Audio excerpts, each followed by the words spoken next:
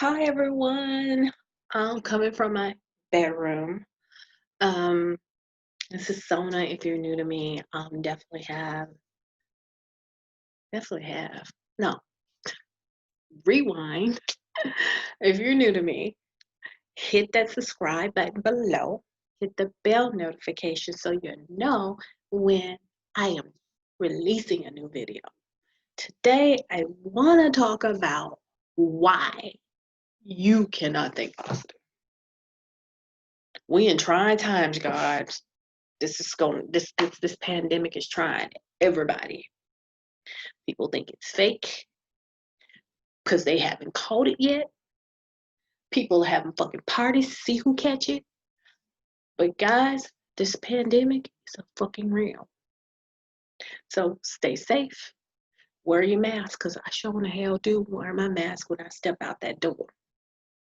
But let's get to the subject at hand. I made this post on Facebook and I really wanted to share it with you. So, why you can't think positive? Whenever we learn something new, no matter how long we've been doing it, going back to the beginning again and revisiting the basics is often hugely beneficial. There is so much to read and know about the law of attraction and manifesting. But the bottom line is that it's pretty simple to master once you understand how it works.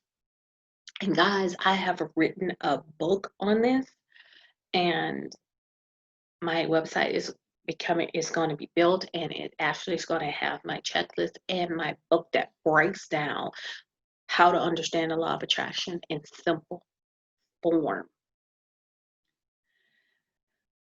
Let's revisit the magical science of the law of attraction and clarify the basic premise behind creating your own reality. Number one, the universe is made up of energy vibrating at different frequencies in the quantum field. In this quantum field, all possibilities exist. Time does not exist. There is no time in the quantum field. That means everything is in the present moment, even those things that you're conjuring up for your future. The same energy exists all over the universe, also exists within us. You know, when I say everything starts with you, that's what I mean. Every energy is therefore the basis of all physical reality. Einstein's theory of relativity showed us that atomic energy vibrates at different rates. His famous equation E equals mc squared proved that energy and the matter are two sides of the same coin.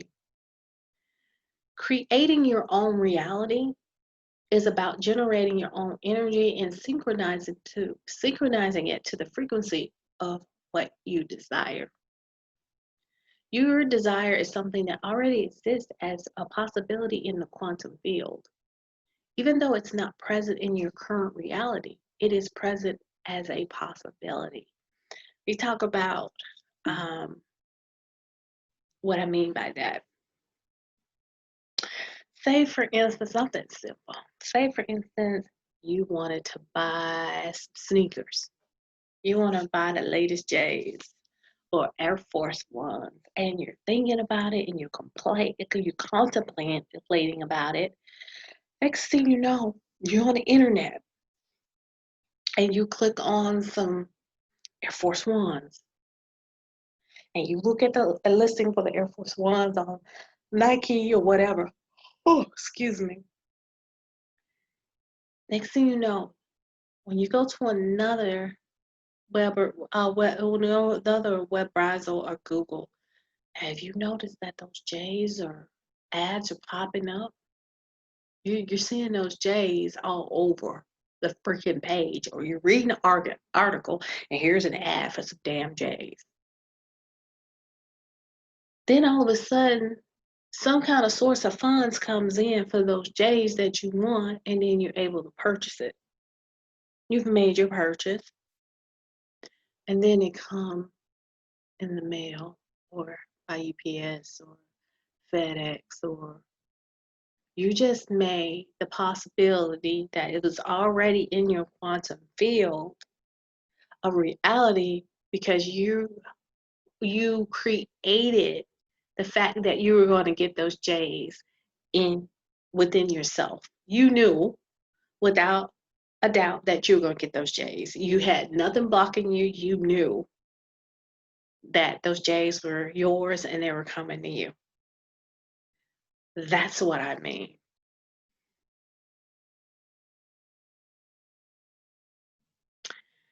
So this gets to what I was saying before.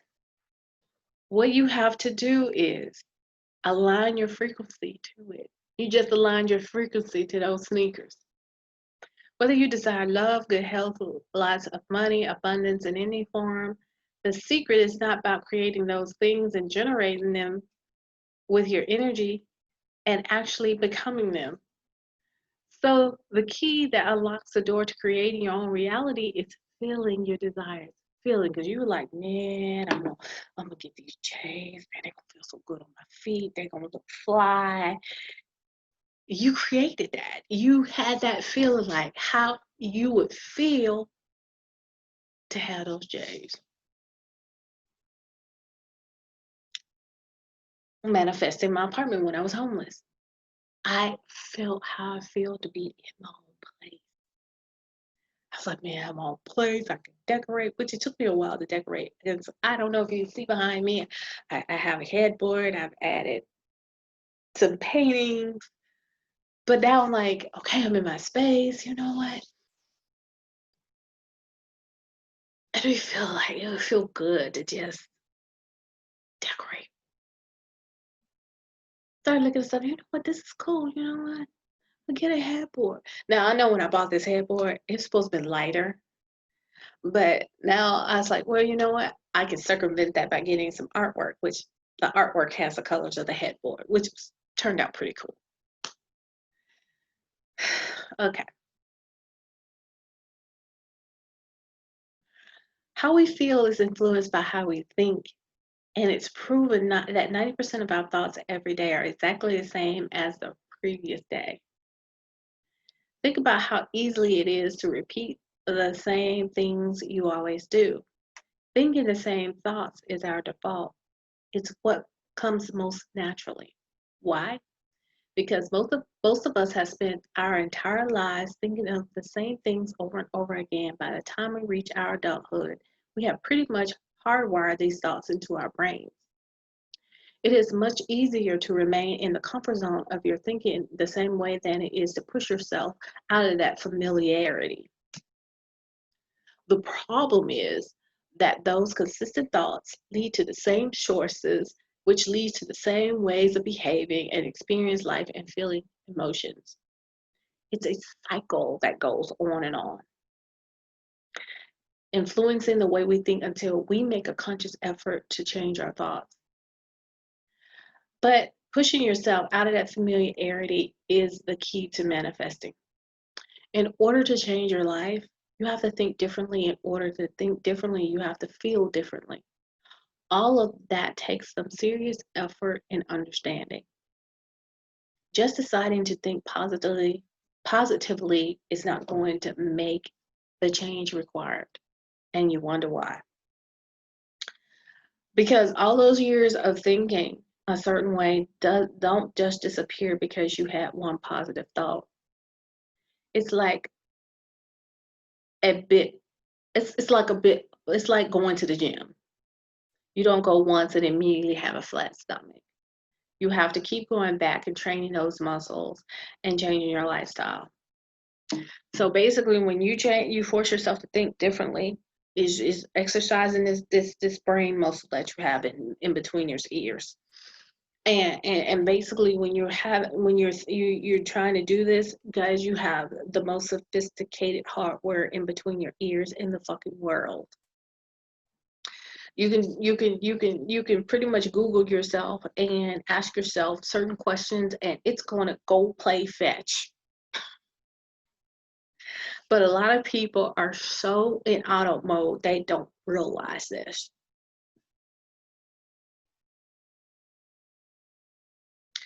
If you decide to change the way you think, you will experience a feeling of discomfort because you have conditioned your body and mind to always feel a certain way. Let's go to far as when you learned how to drive a car. For those who've driven a car, that was uncomfortable, wasn't it? I remember teaching my son how to drive a car. He was like, "This is you doing too much." I'm like, "This is required when you're driving. Look, you're doing too much." But when you first learned how to drive, it's very uncomfortable. But as you got the feeling of it, and you got more comfortable with it. And some of us drive on autopilot too. I can be driving, next thing I know, I'm at a destination. I'm like, "Oh shit, how did I get here?" So with that, and I just lost my page because I hit a button, so I got to scroll back to the post. Um, but like I was saying, you're when you change your thoughts, have you're going to be uncomfortable. It's going to be uncomfortable. Shit is going to come up, and it's going to make you uncomfortable. And if it makes you so uncomfortable to to discover these things, guys, I'm still strolling because it's deep in here in my post. um oh, here we go. It's going to be uncomfortable, and if you feel that you can't stick to it, you need to get someone that's going to hold you accountable. You need a coach. Okay. All right, let's get back to it. If you suddenly leave that familiar territory by thinking different, you're going to feel awkward, uncomfortable, and scared. That is the normal reaction to change. Guys, I used to hate change.